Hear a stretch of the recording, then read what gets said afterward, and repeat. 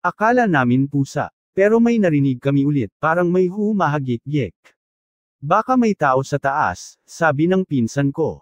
Umakyat kami. Nasa may landing kami ng hagdan nang biglang may tumambad na anino sa kwarto ni Isay.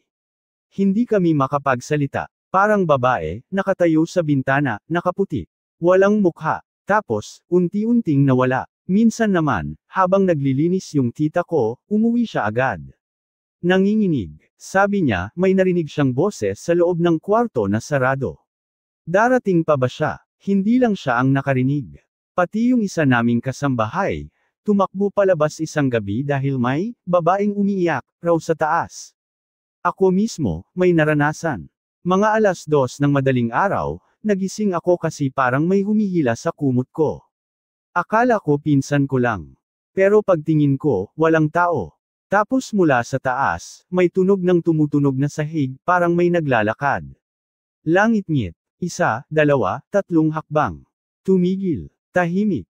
Bigla akong nilamag. Pagtingin ko sa bintana sa labas, may siluetang nakatingin pababa mula sa taas. Hindi ko alam kung totoo, pero ramdam ko, hindi siya tao. Kinabukasan, may mga kalmo sa pader ng hagdan. Para bang may gustong bumaba, pero hindi makaalis. Simula noon, hindi na kami nag-overnight sa bahay. Pinagdasal na raw ito, pero sabi ng lola ko, hindi siya masama. Malungkot lang. Parang naiwan sa mundong to dahil naghihintay pa rin. Minsan, napapaisip ako, ano kayang nangyari kung nabuhay yung sundalo? Natuloy kaya ang kasal nila? O baka sila talaga ang meant, pero hindi. Sa lifetime na to, kung may mumo sa inyo o may karanasan na katulad nito, paher naman, medyo gusto ko nang kausap kasi hanggang ngayon, naiisip ko pa rin yung tanong niya, darating pa ba siya?